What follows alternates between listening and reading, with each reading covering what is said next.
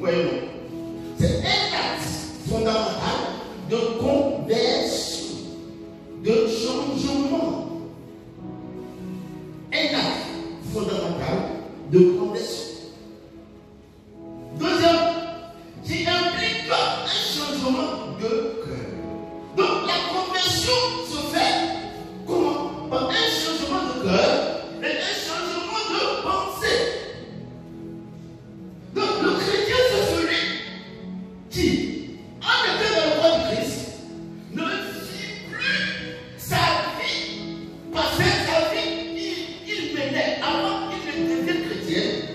S'il était coloreux, haineux, jaloux, méchant, un tueur, un voleur, en venant dans le corps de Christ, il y a une autre manière que tu dois vivre. C'est-à-dire que tu dois prendre le caractère, la nature du royaume de Jésus-Christ en changeant ta manière de penser et de vivre. C'est ça le christianisme d'abord. Et vous allez voir que même Jean-Baptiste, quand Jean-Baptiste est venu, la première des choses, il dit répandez-vous, changez votre cœur.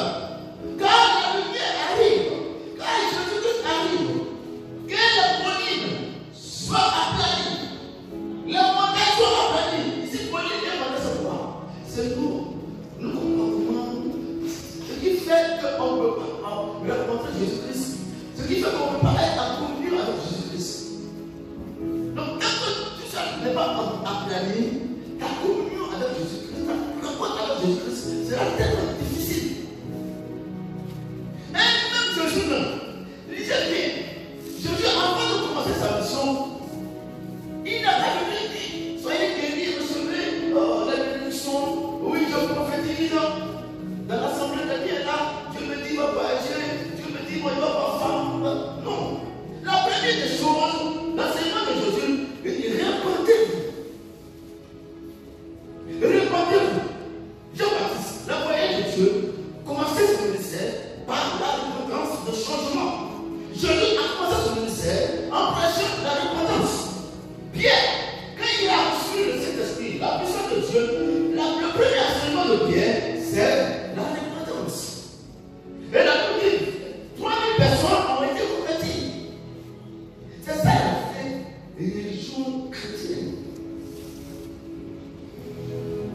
Tant que tu n'acceptes pas de changer ton comportement de caractère, tu es un avancé, mais tu n'es chrétien. Tu viens à Christ, on t'appelle avancé. Mais le nom de chrétien, on ne peut pas te le donner. Même si, en Guinée, on t'appelle chrétien.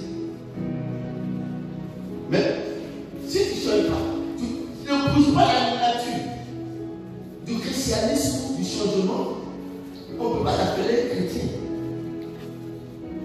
On t'appelle avancé. Donc, implique le changement du cœur et de la pensée.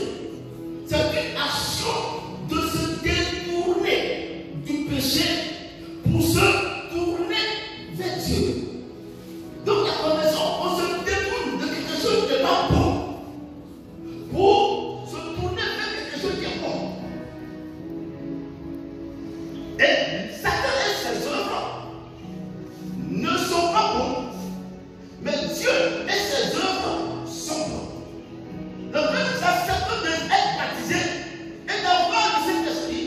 Le Saint-Esprit que nous avons reçu, lui, il vous aide à changer de direction et de voie. Ça sera le Saint-Esprit avec vous. Ça sera le prophète, les apôtres. Jésus a dit, allez-y entrer dans la chambre haute et attendez 10 jours. Pourquoi ne pas dire 1 jour? Parce que le changement, la conversion d'une personne, ce n'est pas facile. Ça peut prendre des années. Quelqu'un est malade, qui est même avec Jésus, au nom de Jésus, à cause du nom de Jésus, il soit guéri, il va être guéri. Mais pour sa conversion, ça prend du temps. C'est pour cela que nous, les hommes de Dieu, quand quelqu'un quitte le monde, il vient.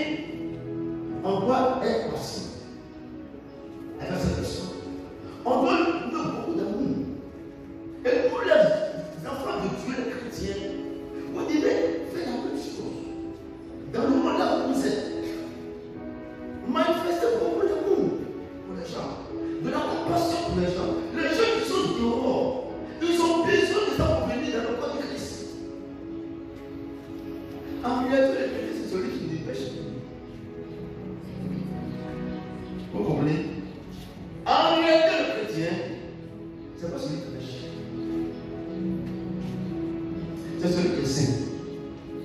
Il est décoré. Mais c'est la réalité. C'est votre nature, en réalité, il est en réalité. Parce que le Saint-Esprit que nous avons, nous renseigne. C'est parce qu'on n'a pas la communion de cet esprit-là. Il y a un problème dans le corps de Christ. Même dans l'église. C'est là qu'on enseigne cet esprit. En Occident. Dans la commune de foi, on enseigne typiquement des enseignements sur le Saint-Esprit.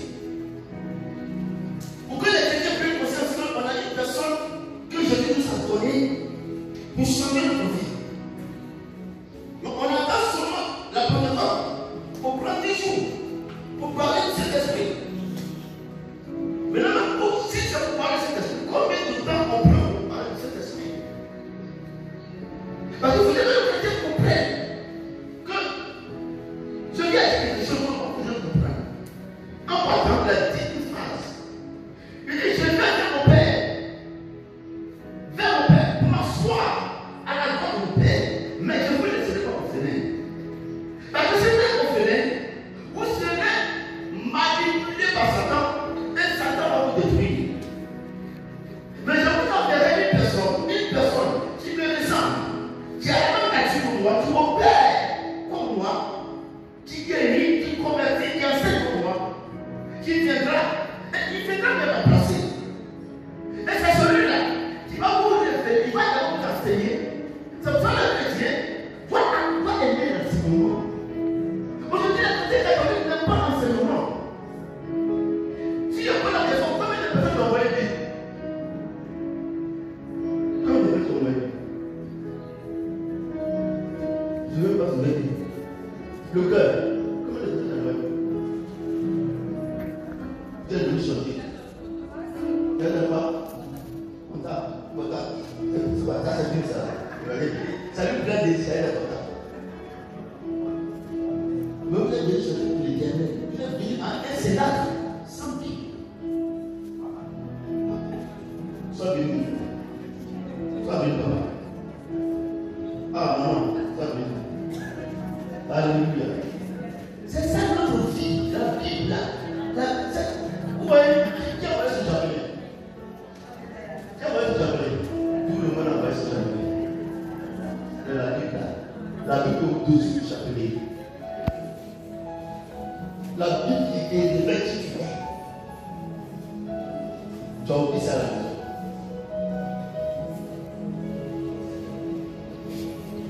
Mais le chrétien catholique ne connaît même pas la Bible. Or, l'Église catholique, c'est l'Église catholique qui a révélé la Bible. Comment quelqu'un qui a révélé la Bible, à ne pas dire qui a fabriqué la Bible, ces enfants eux-mêmes là, ils n'ont pas de Bible. Tout ça possible, ton papa a l'argent, et puis toi tu n'as pas l'argent.